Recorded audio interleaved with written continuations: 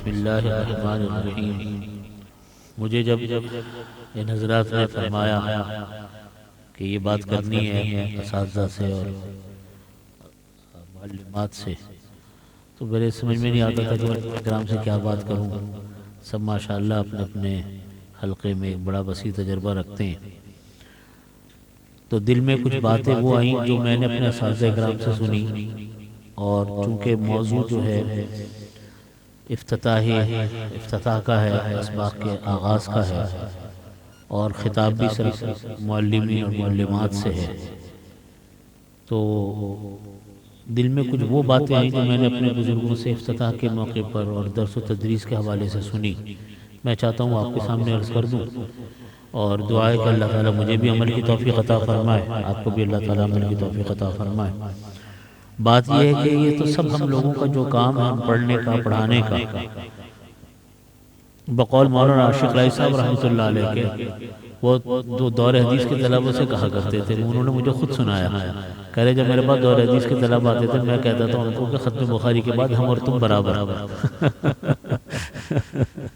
کہتے تھے ہم اور تم برابر، یعنی فارغ ہو جاؤ گے تو سب برابر ہو جائیں گے۔ تو اب تو ہم اور سب برابر ہیں ماشاءاللہ، ایک ہی کام پہ لگے ہوئے ہیں، ایک ہی کشتی کے سوار ہیں، ایک ہی مقصد ہے کہ کسی طریقے سے ہم ایسے نوجوانوں کو تیار کرنے، لڑکوں کو، لڑکیوں کو، جو آگے ہمارا کام کو آگے لے کر چلیں، سلسلوں کو آگے لے کر چلیں۔ اور مجھے یہ بات کا احساس اس وجہ سے زیادہ ہوتا ہے کہ پچھلے چند سالوں میں جس طرح ہمارے بڑے قابلین علماء کرام دنیا سے رخصت ہوئے، اور جس طرح ہمارے مدرسے ایک دم خالی ہوتے چلے گئے، اور ہو رہے ہیں تھوڑے سے کچھ علماء کرام باقی ہیں، اللہ تعالیٰ ان کو بھی عافیت کے ساتھ رکھے، ہمارے بزرگوں کو سب کو۔ یہ جو درس کا سلسلہ ہوتا ہے مدرسوں کے مدرسے کا، اس میں بنیادی چیز استاد اور معلمین اور معلمات ہوتے ہیں، جیسے وہ ہوں گے ایسا مدرسہ۔ مدرسہ تو بنتا در حقیقت اساتذہ سے ہے اور طلبہ سے، نہ بلڈنگوں کا نام مدرسہ ہے، نہ اشیاء کا نام مدرسہ ہے، مدرسہ تو استادوں سے، طلبہ سے، اور طلبہ بھی وہ ہوں گے جو استاد ہوں گے، جیسے استاد ہیں ایسے طلبہ، جیسے ماں باپ ہوتے ہیں ایسے بچے ہوتے ہیں، تو جیسے اساتذہ ہوں گے جو ماحول اساتذہ کا ہوگا، وہی ماحول جو ہے وہ بچوں کا بھی آتا ہے، اس کے اثرات بچوں میں بھی بہت زیادہ آتے ہیں۔ اور ہم اور آپ سب اس بات کو بہت محسوس کرتے ہیں کہ اپنے استاد کی بات کا اثر طلبہ کے اوپر بہت گہرا ہوتا ہے۔ استاد کو اتنا احساس نہیں ہوتا کہ میری بات کا اثر بچے اتنا لیں گے، لیکن بچے لیتے ہیں۔ آپ ایک بات کو منہ سے نکالیں درسگاہ میں، بچے اس بات کو ایسا اٹھائیں گے، اچھی ہو یا بری۔ دیکھیں انداز تکلم ہے نا، یہ انداز تکلم ہمارا، جیسا انداز تکلم ہوگا نا بچے اسی طریقے سے بات کو لیتے ہیں، وہی زبان وہ بچے بول رہے ہوں گے۔ یہ دو پلر ہوتے ہیں، ایک ماں باپ اور ایک استاد، انسان کی زندگی کے۔ انسان کی زندگی کے یہ دو چیز، دو اہم عنصر ہیں، ماں باپ اور استاد۔ جو انداز یہ بچے ان دونوں کا دیکھتے ہیں وہ بچوں کی زندگی کے اوپر بالکل انمٹ نقوش کی طرح چلے جاتے ہیں، انمٹ نقوش ہوتے ہیں۔ آپ تجربہ، اپنا بھی تجربہ کر لیں آپ، اور آپ دوسرے بچوں کو آپ دیکھ لیں، آپ کے گھر کے بڑے جو کرتے ہیں وہی بچے کریں گے، یا اساتذہ نے جو لینگویج بولی ہوگی، جو زبان، یہ جو انداز اپنایا ہوگا، بچوں کا بڑھاپے تک بچے اس کا حوالہ دیتے رہتے ہیں۔ ہمیں بھی اپنے استادوں کی باتیں یاد آتی ہیں۔ وہ جو قرآن کریم میں ہے نا کہ جب نبی کریم صلی اللہ علیہ وسلم تعلیم فرماتے تھے توحید کی، اور لوگوں کو اللہ رب وحدہ لا شریک کی دعوت دیتے تھے، وہ لوگ کیا کہتے تھے کہ ہمارے اپنے آباء و اجداد کو اسی کے اوپر پایا، مانتے ہی نہیں تھے۔ بت پرستی دل سے نکلتی نہیں تھی، بت پرستی، اس لیے کہ اپنے باپ دادا کو دیکھا۔ یہ ایک چیز ہے۔ اس لیے کچھ چیزیں ایسی ہیں جس کی اگر ہم لوگ پابندی کریں، آپ حضرات نے وہ سب باتیں سن تو رکھی ہوں گی، لیکن اگر ہم ان کی کچھ پابندی کریں تو ہمارا ماحول اچھا ہوتا ہے، اور اس کی وجہ سے طلبہ بھی جو ہے وہ پڑھائی میں دلچسپی سے لیتے ہیں، اور وہ طلبہ آگے جا کر ایک اچھے انسان بنتے ہیں۔ میرے دادا حضرت مفتی صاحب رحمۃ اللہ علیہ فرمایا کرتے تھے، یہ میں نے ملفوظ اپنے بزرگوں سے سنا، وہ فرماتے تھے کہ مجھ کو دارالعلوم میں محققین سے زیادہ اللہ والوں کی ضرورت ہے۔ بہت سارے حضرات آتے تھے نا، تو کہتے تھے کہ مجھ کو دارالعلوم میں محققین سے زیادہ اللہ والوں کی ضرورت ہے، محققین تو مجھے بہت مل جائیں گے، اور اسی کی وہ کوشش کرتے تھے کہ ہم اللہ والوں کو مدرسے میں لے کر آئیں۔ اور اب دیکھیں پچھلے دنوں میرا جامعہ مصر جانا ہوا چند سال پہلے، پہلی مرتبہ 1-2 مرتبہ میں والد صاحب کے ساتھ گیا کسی کانفرنس میں، پھر 1-8 مرتبہ میں اکیلے بھی گیا۔ تو جب میں پہلی مرتبہ اکیلے گیا مصر تو جامعۃ الازہر ہمیں بڑا شوق تھا دیکھنے کا، بچپن سے نام سنا تھا کہ یہ 3 یونیورسٹیاں تھیں، اسلامی یونیورسٹیاں، مدرسے تھے پھر یونیورسٹی میں تبدیل ہو گئے۔ جامعۃ الازہر مصر میں، جامعۃ القرویین مراکش کے شہر فاس میں، اور جو ہے جامعہ زیتونہ تیونس میں۔ یہ دنیا کی 3 بڑی یونیورسٹی ہیں، اور یہ اسلامی مدرسے تھے۔ مدرسے میں پھر اسکولوں میں بدلے، اسکولوں سے پھر یونیورسٹیوں میں بدلے۔ تو ہم چونکہ ایک سرکاری کانفرنس میں گئے ہوئے تھے تو ہم نے ان سے درخواست کی کہ ہمیں جامعۃ الازہر دیکھنا ہے، اور جامعۃ الازہر دیکھ کر جو ہے وہ ہمیں وہاں پر ہمیں جانا ہے جامعۃ الازہر کے اندر۔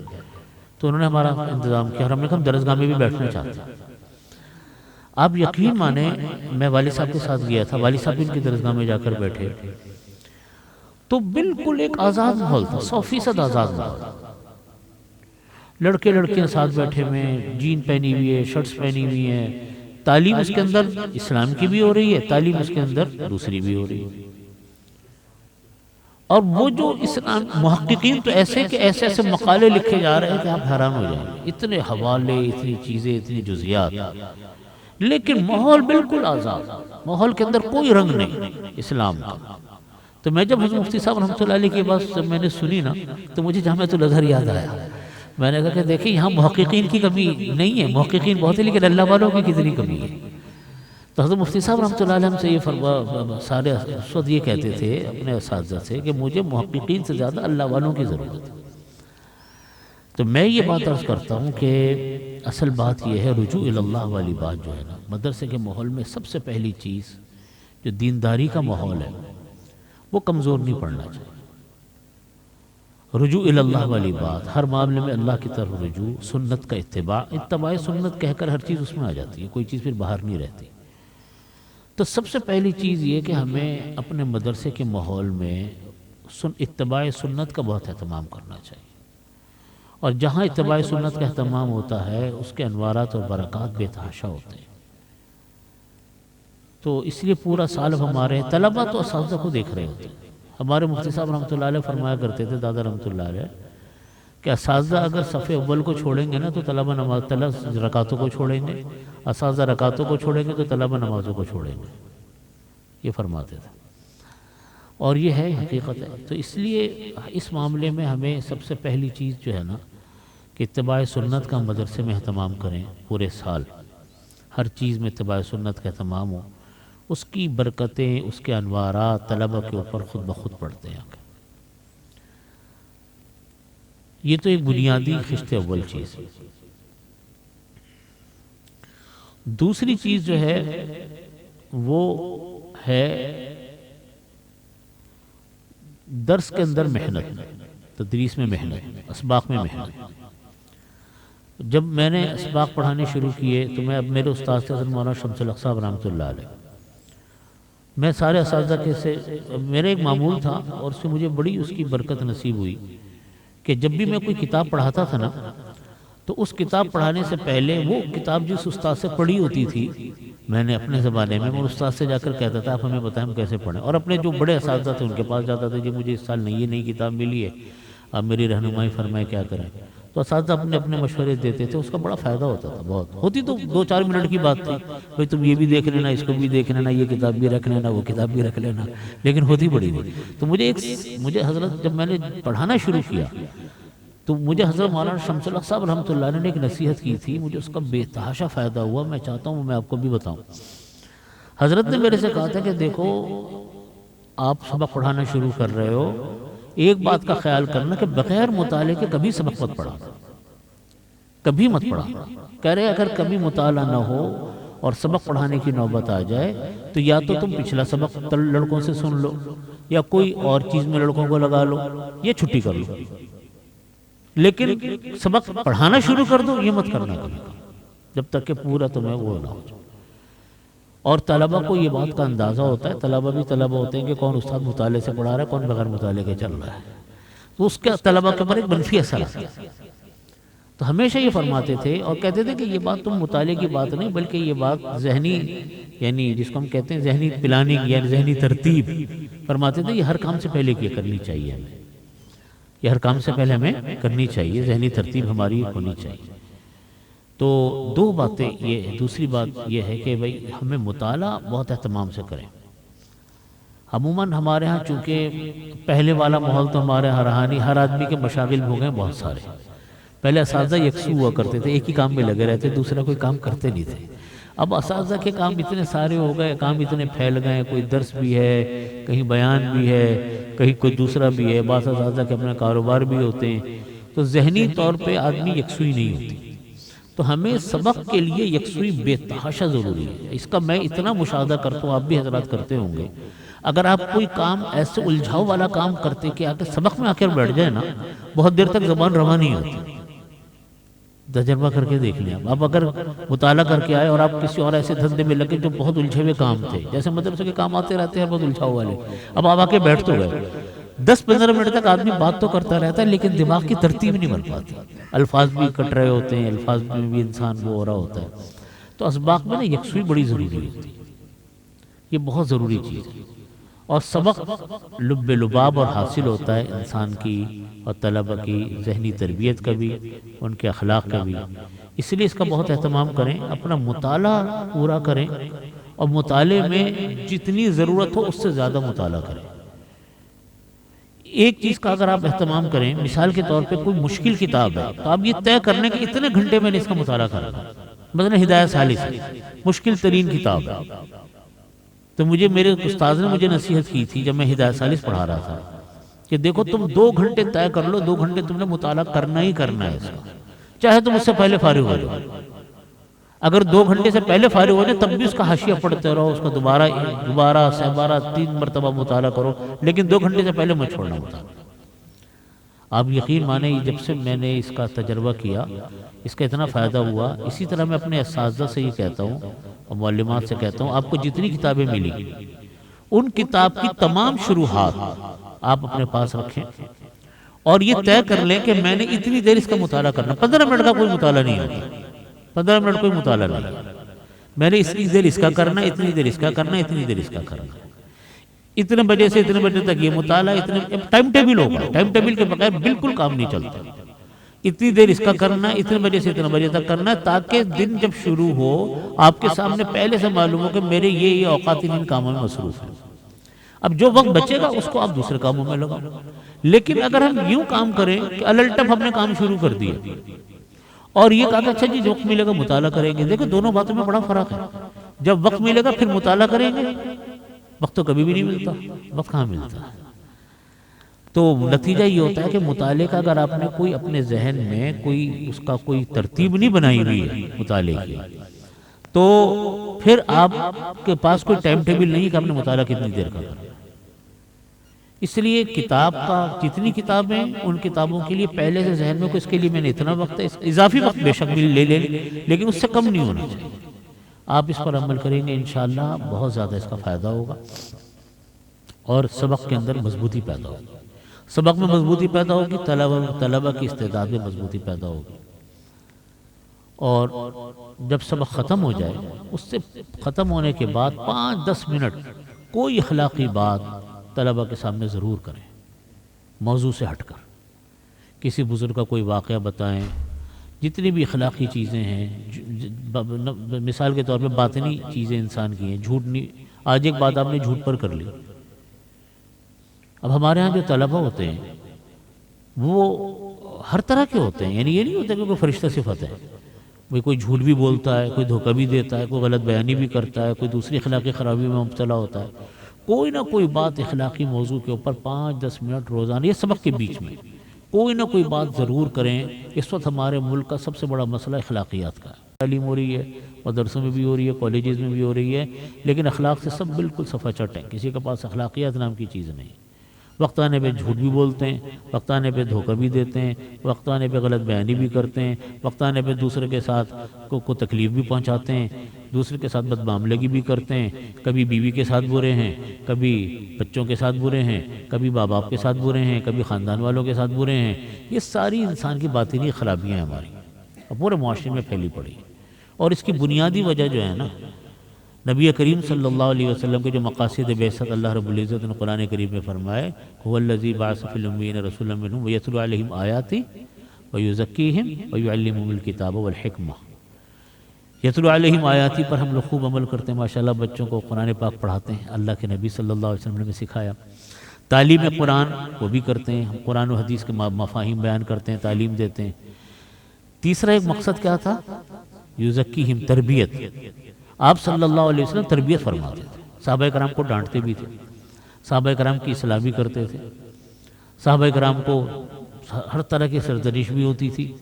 یہ تربیت تھی آپ صلی اللہ علیہ وسلم۔ اسی لیے دیکھیے صحابہ کرام کا اخلاق کہاں تھا، جو دیکھتا تھا نا بس وہ ان کا آگے پیچھے ہی ہو جاتا تھا۔ کسی کو ہماری تعلیم سے کسی کو ہمارے سے کیا مطلب ہے کہ ہمارے پاس ڈگری اتنی ہے، کسی کو کیا مطلب ہے؟ وہ تو ہمارا واسطہ اس کے ساتھ پیش آتا ہے کس چیز سے؟ معاملے سے۔ صحابہ کرام کی جو تربیت آقا علیہ السلام نے فرمائی، پھر وہ صحابہ کرام جہاں نکلے دنیا میں، جہاں پہنچے دنیا میں، دنیا ان کے آگے پیچھے ہو گئی، صرف دیکھ دیکھ کر۔ ہم لوگ اس سے خالی ہو گئے، ہمارا ماحول پورا معاشرہ اس سے خالی ہو گیا تزکیے سے، حقیقت عرض کرتا ہوں۔ اور یہ مسئلہ میں سمجھتا ہوں اسکولوں میں، کالجوں میں، ہمارے اپنے گھروں میں، ہمارے بڑے ہمیں کس طرح تربیت کرتے تھے، آج ہم اپنے بچوں کی کرتے ہیں تربیت؟ بتائیں، ہم لوگ اپنے بچوں کی وہ تربیت نہیں کرتے۔ ہم لوگ بڑوں کے سامنے ہم لوگ بڑے ٹھیک ٹھاک مؤدب ہو کے بیٹھے رہتے تھے، ہمارے بچے ایسے نہیں مؤدب ہو کے بیٹھتے۔ وجہ اس کی کہ ہماری مائیں خالی ہو گئیں تربیت سے، باپ تربیت نہیں کرتے، بچوں کے ناز نخرے اٹھا اٹھا کے بچوں کو سر پہ اتنا بڑھا لیا، اور مدرسوں میں، اسکول کالجز میں اپنے بچوں کو سروں پہ اتنا بٹھا لیا کہ ٹھیک ہے بچوں کی محبت اپنی جگہ پہ، لیکن تربیت کرنا بھی تو ان کا ایک حصہ ہے۔ تو ہم اگر تربیت، میرے والد صاحب یہ بات بار بار فرماتے تھے، اساتذہ کی مجلسوں میں بہت کہتے تھے ہم دارالعلوم میں، کہ ہم لوگ کتابیں پڑھاتے ہیں لیکن ہم بچوں کو سکھاتے نہیں ہیں، تربیت نہیں کرتے۔ اور جو کیس اب طلبہ کے ہمارے سامنے آتے ہیں نا، تو وہ عجیب و غریب ہوتے ہیں۔ کوئی طالب غلط بیانی کر رہا ہے، کوئی طالب جھوٹ بول رہا ہے، کوئی طالب جھوٹ بات درخواستیں لکھ کر چھٹیوں پہ جا رہا ہے، کوئی کچھ کر رہا ہے، کچھ کر رہا ہے۔ ہم حیران ہوتے ہیں کہ اب سے چند سال پہلے ہم جب پڑھتے تھے، ہمارے زمانے میں تو طلب اس طرح نہ جھوٹ بولتے تھے، نہ اس طرح غلط بیانی کرتے تھے، اب کیوں ہو گیا یہ؟ اور بات وہی ہوتی ہے کہ ہم لوگ تربیت نہیں کرتے۔ ہمارے یہاں تربیت کا بہت بڑا فقدان ہے، اور تربیت کا فقدان یہ کہ وہ روک ٹوک سے ہوتی ہے، روک ٹوک سے ہوتی ہے۔ بچوں کو عادت ہو کہ باپ ٹوکے گا، بچوں کو عادت ہو کہ باپ ناراض ہوگا۔ میں جب چھوٹا تھا، ہمارے سارے بہن بھائی تھے، ہمیں اچھی طرح یاد ہے کہ والد صاحب نے ہمارے دل و دماغ میں یہ بات بٹھا دی تھی کہ مجھے جھوٹ برداشت نہیں ہے، اور ہمارے بھی دماغ میں بیٹھا تھا کہ سامنے جھوٹ نہیں چل سکتا۔ اب وہ بچے جھوٹ کتنا بولتے ہیں، چھوٹے چھوٹے بچے ہو نا، غلط ذرا ڈر ہو کہ باپ ڈانٹے گا، ماں ڈانٹے گی، تو کبھی کچھ کہہ دیا کبھی کچھ۔ تو یہ بچوں کا یا باپ کا یہ ڈر ہو کہ جی باپ کو یہ برداشت نہیں کہ ہم نماز چھوڑیں، یہ باپ کو برداشت نہیں، وہ ماریں گے، ڈانٹیں گے، کچھ بھی ہوگا ہم چھوڑیں گے نہیں ہمیں۔ تو یہ چیزیں جو ہوتی ہیں نا، یہ اس وقت تو بھاری لگتی ہیں بچوں کو، لیکن وہ بچوں کا مستقبل سنوار کے رکھ دیتے۔ وہ بچوں کا مستقبل نہیں ہوتا، نسلوں کا مستقبل ہوتا ہے، آگے کی نسلوں کا مستقبل ہوتا ہے۔ اس لیے ہمیں تربیت کے اوپر اپنی درسگاہوں میں بہت توجہ کرنی چاہیے۔ کسی طالب علم کی کوئی غلطی آپ دیکھیں نا، ہمیشہ اس غلطی کو آپ کبھی اگنور مت کریں، کہیں ضرور اس کو۔ بعض اوقات لڑکوں کو برا لگتا ہے، بعض اوقات لڑکے ناراض ہوتے رہتے 100 مرتبہ ہو ناراض، لیکن آج وہ چھوٹا اژدہا ہے، کل وہ بڑا اژدہا بنے گا۔ آج چھوٹا سام ہے، کل بڑا سام بنے گا۔ آج آپ نے کہا کہ اچھا ایک لڑکے نے غلط بیانی کی ہے، وہ درسگاہ میں آ کر اس نے جھوٹ بولا کہ جی میں یوں نہیں آیا تھا، آپ نے کہا چلو چھوڑو نظر، ابھی بچہ ہے، نہیں، اب اس کی عادت پختہ ہو رہی ہے، اب وہ بڑا بڑا بڑا ہو کر پتہ نہیں کل کیا چیز بن جائے گا وہ۔ اس لیے ہمیں پہلے نمبر پر اتباع سنت کے ساتھ ہمیں تزکیہ معنی تربیت کی طرف خصوصی توجہ کرنے کی ضرورت ہے، اور طلبہ کو کہنے کی ضرورت ہے،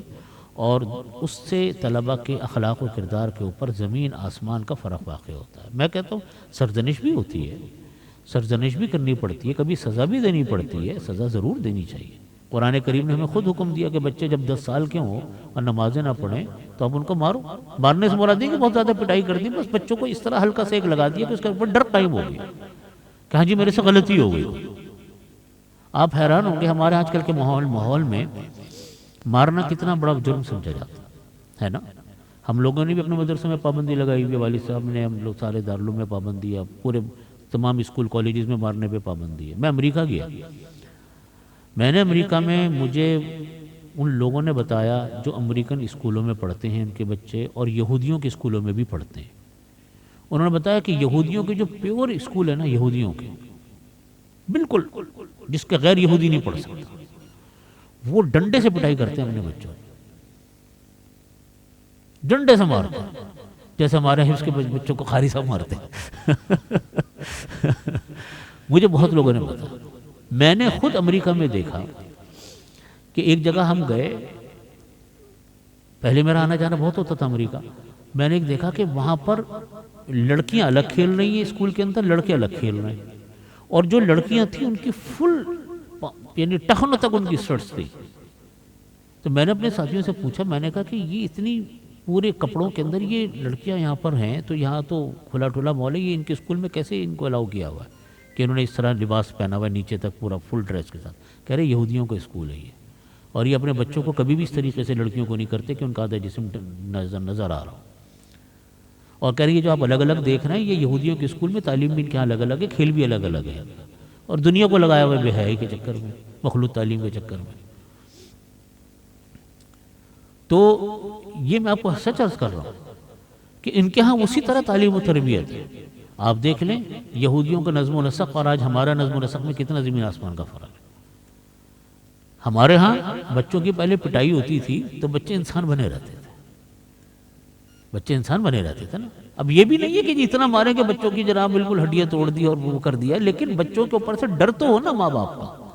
چلے میں قائل نہیں ہوں اس بات کا کہ مارا جائے بچوں کو، میں بھی قائل نہیں ہوں، لیکن بچوں کے اوپر تربیت اور بچوں کے اوپر سے ڈر ختم ہو جائے، یہ بچوں کے لیے بہت نقصان ہے۔ بچوں پر سے ڈر نہیں ختم ہونا چاہیے، بچوں کو یہ ڈر ہو کہ جی ہمارے اوپر کوئی نہ کوئی کارروائی، مارے نہیں دوسری سزا دے دیں، کسی بھی نوعیت کی سزا دی جا سکتی ہے۔ تو لیکن یہ کہ بچوں کی تربیت کا ایک حصہ اصلاح ہے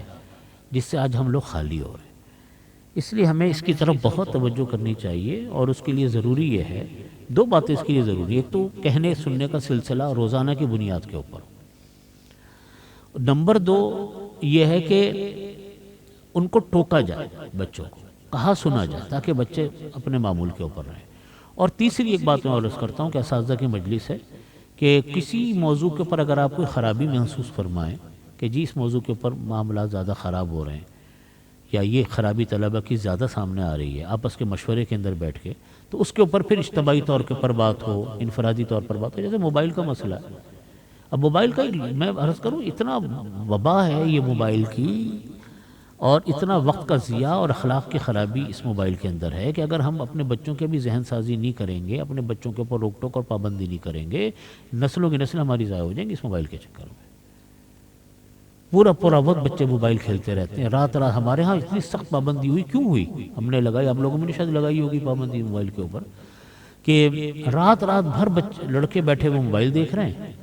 صبح کے قریب جا کر کہیں سوتے ہیں تو نمازیں نہیں پڑھی، صبح کو دیر سے پہنچے، 3-4 سبق نکل گئے۔ اب بتائیں 2-4 دن بعد تو بچوں کا سبق ہی بھول جانا ہے، اور ہوگا کیا؟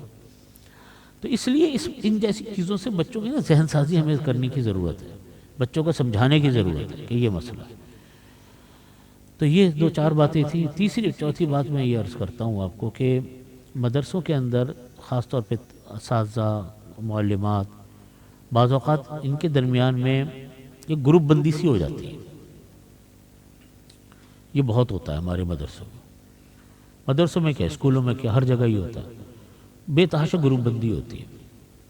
لڑکیوں خواتین کی جو اسکول ہوتے ہیں، مدرسے ہوتے ہیں، اس کے اندر ہو رہی ہوتی ہے، میری آنکھوں دیکھا چیزیں سامنے آ رہی ہیں، اساتذہ میں ہو جاتی ہے۔ یہ گروپ بندی جب بڑھ جاتی ہے نا تو اس سے مدرسے تباہ ہو جاتے ہیں، اور گروپ بندی کی سب سے بڑی نحوست یہ ہوتی ہے کہ انسان کو اپنے گروپ کی ہر بات اچھی لگتی ہے، دوسرے کے گروپ کی ہر بات بری لگتی ہے، اور دوسرے کو اپنی ہر بات اچھی لگ رہی ہے تو اس کی ہر بات بری لگتی ہے۔ انسان انصاف پہ کبھی قائم نہیں رہتا۔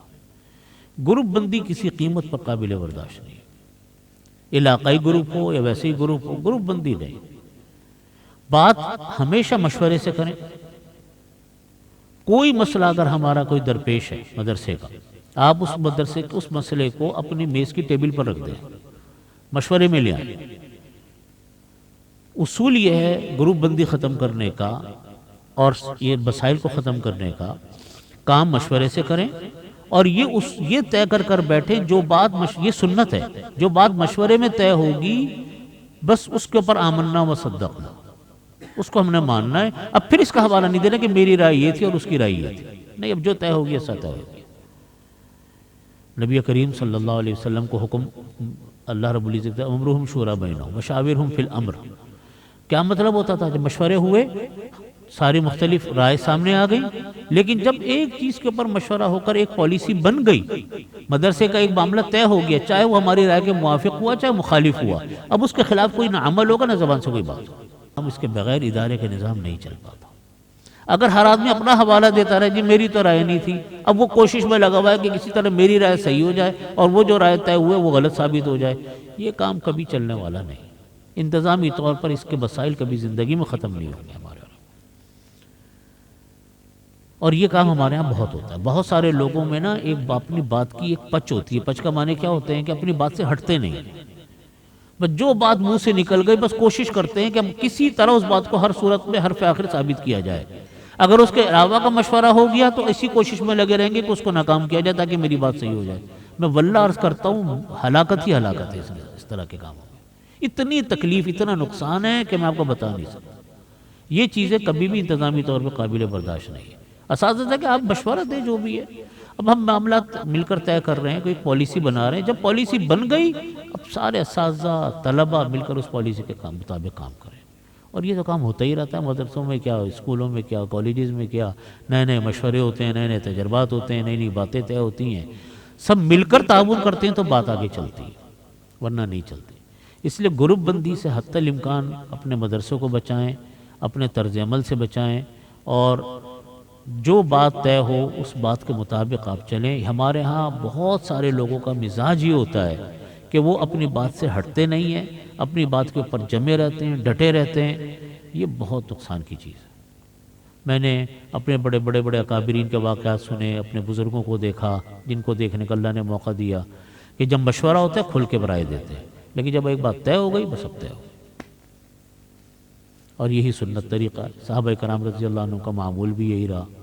کہ وہ اسی کے مطابق عمل کرتے تھے۔ تو اس کا ہم پورے سال اہتمام کریں اور انتظام کریں، اور تو انشاءاللہ اس کی ہمیں ایک برکت نصیب ہوتی ہے۔ گروپ بندیوں میں یہ ہوتا ہے کہ انسان کبھی بھی سیدھے راستے کے اوپر چل نہیں پاتا۔ کسی سے کوئی شکایت ہے، کسی سے کوئی شکایت، اچھا یہ اصول گھر کے اندر بھی ہے، یہ اصول اداروں کے اندر بھی ہے۔ استادوں کو استاذہ کو شکایت ہو جاتی ہے، منتظمین کو ایک دوسرے سے شکایت ہو جاتی ہے۔ تو ہمارے ہاں لوگ کرتے یہ ہیں کہ دوسروں سے تو کہتے ہیں لیکن اصل اہل معاملہ سے بات نہیں کرتے۔ مطلب خاندان میں ایک آدمی کے دل میں کسی سے کوئی رنجش پیدا ہو گئی، کسی سے کوئی شکایت پیدا ہو گئی، اب ہم مجلسوں میں تو اس کی برائیاں کرتے رہیں گے، لیکن جس سے شکایت اس سے تو بات نہیں کی نا ہم نے۔ اگر ہم اس سے براہ راست بات کر لیں تو وہ معاملہ پہلے نمبر پہ ختم ہو جاتا ہے۔ اسی طرح مدرسوں کے اندر، اسکولوں کے اندر ہم جب اپنے کسی استاد سے کوئی شکایت ہے، کسی کے بارے میں ہم نے کوئی بات سنی، اور پہلے اس سے پوچھ تو لو بات ہے کیا۔ ہو سکتا ہے کہ وہ بات ہو لیکن کسی اور پس منظر میں ہو، کسی اور بیک گراؤنڈ کے ساتھ ہو، کسی مجبوری کے تحت میں ہو۔ یہ ہوتا ہے نا کہ ایک آدمی نے کام کیا، دوسروں کو وہ لگ رہا ہے کہ غلط ہوا، لیکن اس سے پوچھ تو لو کہ اس نے کس پس منظر میں یہ کام کیا، کس مجبوری کے تحت یہ کام کیا۔ ہو سکتا ہے کہ مجبوری پس منظر ایسا ہو کہ آپ بھی اس کو ایگری کریں گے، ہاں بھی یہ بات اس نے صحیح کی ہے۔ اس لیے ہمیشہ شکوے شکایت کی موجودگی میں، اور مدرسوں میں کیا اداروں میں، ہر ادارے میں یہ بات ہوتی ہے کہ اصل آدمی اتنا خراب نہیں ہوتا جس نے اس کے دائیں بائیں کے لوگ اس کو خراب کر رہے ہوتے ہیں۔ مطلب ملازمین ہیں، چھوٹی کیٹیگری کے لوگ ہوتے ہیں، جیسے خادم ہے، دوسرے لوگ ہیں، آ کے ایک بات محتمیم صاحب کو بتا دی، ایک استاد کو بتا دی، دوسرے نے ایک بات بتا دی، تیسرے نے بات بتا دی. اب اس نے کیا سمجھا اور کیا بتا رہا ہے، حقیقت میں ایسا ہے بھی کہ نہیں ہے کیا پتا. آپ جب اس معاملے کو اندر جب جا کر دیکھتے آپ کہتے نہیں بات تو اس نے صحیح کی، انتظامی طور پہ تو یہی ہونا چاہیے تھا، یہ مجبوری تھی یا جو بھی حالات تھے. اور یہ اتنا ہمارے ہاں کام ہوتا ہے، اتنا کام ہوتا ہے، اور اس کی وجہ سے اتنی رنجشیں پھیل جاتی ہیں کہ بات کچھ بھی نہیں ہوتی اور کہیں کا کہیں معاملہ پہنچ جاتا ہے. تو اس لیے اصل اہل معاملہ سے رابطہ کریں. دوسرے لوگ جو کانوں میں آ کر بات ڈالتے ہیں، اساتذہ کے طلبہ آ کر باتیں بتاتے ہیں، کچھ کرتے ہیں، ہر ایک کے سوچنے کا ایک زاویہ ہوتا ہے، ہر ایک کے دیکھنے کا ایک نظر ہوتی ہے،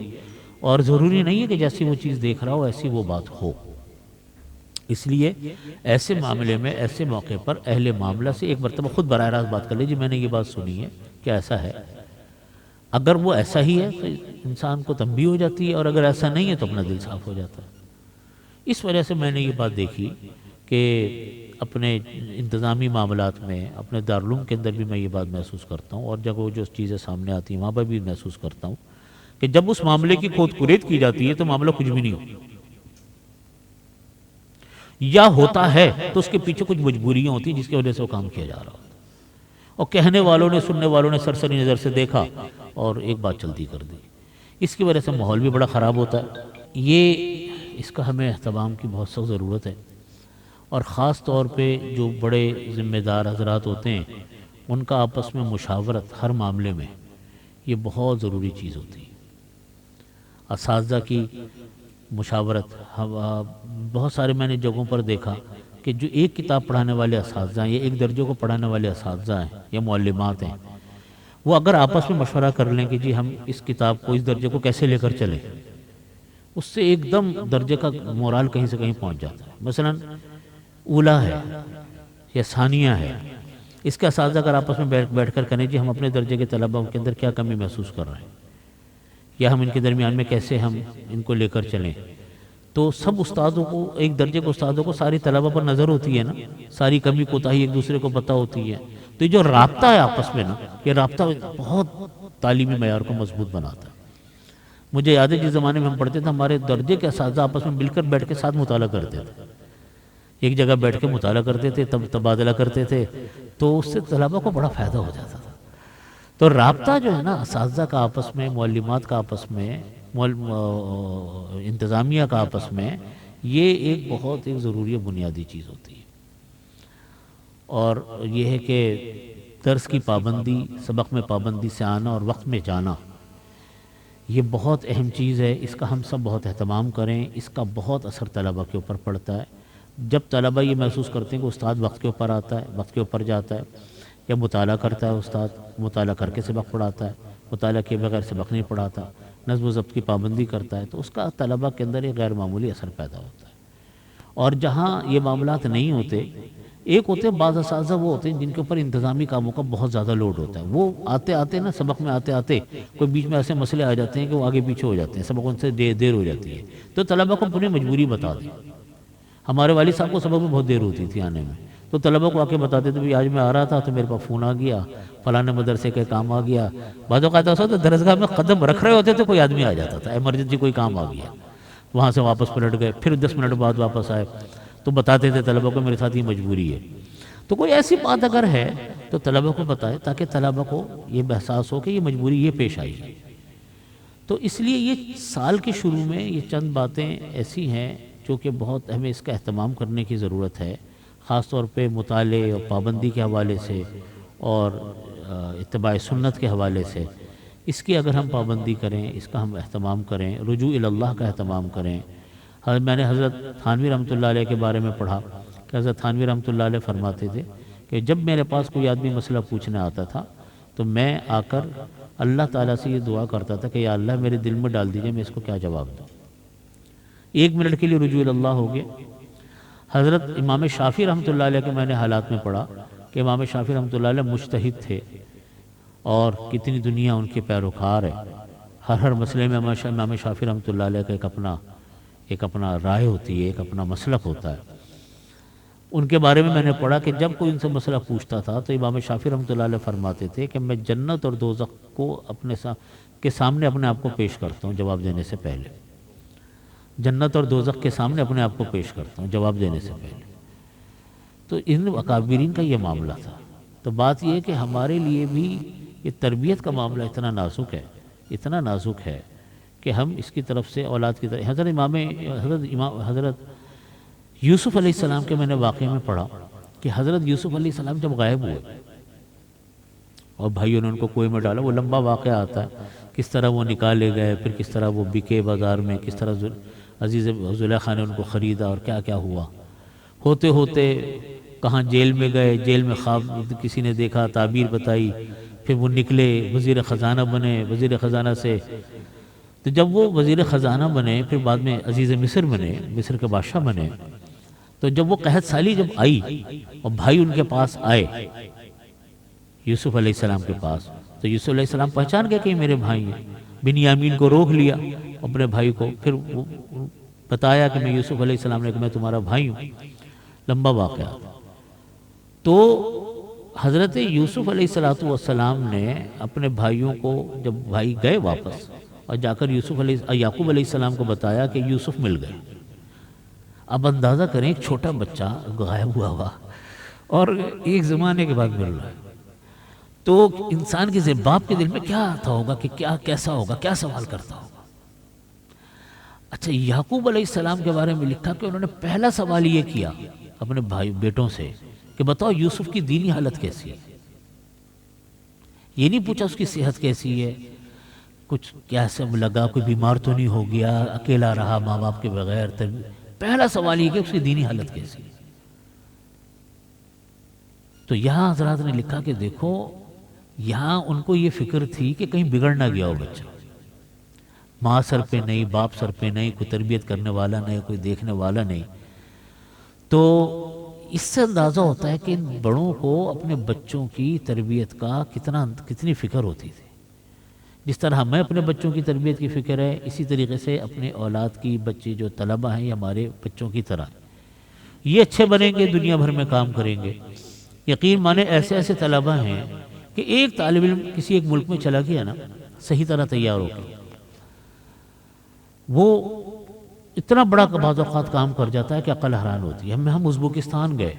والد صاحب کے ساتھ۔ اچھا، ایک طالب علم پڑھتا تھا ہمارے دارالعلوم میں اس کو جانتا ہوں، اس طالب علم کو،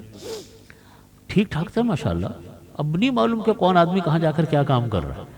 ہم ازبکستان، ہم اس سے پہلے کرغیزستان گئے تو والد صاحب سے ملنے کرغیزستان آئے، مولانا حکمت اللہ نام ہے ان کا۔ انہوں نے بتایا کہ میں تو وہاں پہ بڑی سخت مشکلات میں ہوں، گورنمنٹ میرے پیچھے ہے، جیل میں بھی رہا اور کیا کیا ہوا، جیسے وہاں کے حالات تھے۔ پھر ہم ازبکستان گئے، اسی کی دعوت پر گئے چند سال پہلے، کورونا سے پہلے۔ تو ہم نے جا کر دیکھا اس ایک طالب علم نے مدرسہ قائم کیا ہوا ہے، سارے شہر کے تاجروں کو انہوں نے جوڑا ہوا ہے، عوام کو انہوں نے جوڑا ہوا ہے، دینی تعلیم وہ کر رہے ہیں، مدرسوں میں ان کے طلبہ فضلہ پڑھا رہے ہیں، ہر جگہ اس کا اثر و رسوخ ہے۔ اور اس ماحول کے اندر، جس ماحول کے اندر کے دین کا کام کرنا انتہائی مشکل کام، دین کا کام کرنا، اس ماحول کے اندر وہ اس طرح کام کرنا۔ تو بعض اوقات ایک طالب علم ہوتا ہے نا کسی ایک جگہ کے اوپر، وہ کایا پلٹ کر دیتا ہے۔ تو کچھ نہیں پتا ہوتا کہ ہمارے اور آپ کے سامنے بیٹھے ہوئے طلبہ، جس کو ہم سمجھتے ہیں کہ بھئی یہ تو ایسے ہی سا بیٹھا ہوا، یہ کیا ہوگا، وہ پتہ نہیں اللہ تعالیٰ اس سے کیا کام لینے والے ہیں، اس کو کس جگہ کے لیے اللہ تعالیٰ نے انتخاب کیا ہوا ہے۔ تو ہمیں تو اپنی پوری ایک محنت اس کے اوپر کرنی چاہیے مدرسے کے ماحول میں۔ اور اس میں کوئی بات اگر آپس کی، جیسے میں نے اختلافات کی بات کی، کوئی آپس میں اختلاف ہو جائے، اس کی ادنا سی پرچھائی کسی طالب علم کو نہیں پڑھنی چاہیے۔ تو ہمارے ہاں ایک بہت بڑا قصور یہ کہ بعض اساتذہ طلبہ کے سامنے کسی کے خلاف بات کر ڈالتے ہیں، استادوں میں سے، یہ انتظامیہ سے کوئی شکایت ہوگی طلبہ کے سامنے بات کرتے ہیں، یا استادوں کی کوئی شکایت ہے، ایک استاد نے دوسرے استاد کے سامنے بات کر دی، یا معلمات ہیں، خواتین ہیں، انہوں نے ایک کے دوسرے سامنے بات کر دی، اس کا طلبہ کے اوپر اتنا برا اثر پڑتا ہے کہ کوئی حد و انتہا نہیں۔ اس سے ہمیں حتی الامکان گریز، شکایت تو ہو جاتی ہے لیکن براہ راست بات کر لے جا کے، اپنی رائے کا اظہار ان کے سامنے مت کریں، اپنی رائے کا اظہار ان کے سامنے نہ کریں۔ یہ ماحول کو برقرار رکھنے میں بنیادی چیز ہے۔ اس لیے ان باتوں کا اگر ہم اہتمام کریں، خاص طور پہ ان چیزوں کا، اس کی وجہ سے ہمارے مدرسوں کے ماحول کے اندر ایک بہت اچھا اثر پیدا ہوتا ہے، اور انتظامیہ سے اپنا رابطہ، انتظامیہ کے ساتھ تعاون کا سلسلہ ہمیشہ رکھنا چاہیے۔ یہ مدرسے کی کامیابی کی علامت ہوتی ہے، اور ہر مشکل کام بھی آتے ہیں مدرسوں میں، ایسے کام بھی آتے ہیں جس میں اضافی وقت بھی دینا پڑتا ہے، اضافی ٹائم بھی لگانا پڑتا ہے۔ تو جیسے کوئی انتظامی معاملات میں ایسی کوئی اونچ نیچ ہو، ہمیں اپنے مدرسے کے ساتھ، انتظامیہ کے ساتھ دن رات کوشش کرنی چاہیے اور محنت کرنی چاہیے۔ آپ یہ کام کریں گے انشاءاللہ ادارہ اللہ تعالیٰ آسمان کے اوپر پہنچائیں گے ادارے کو۔ آخر دعوانا الحمدللہ رب العالمین۔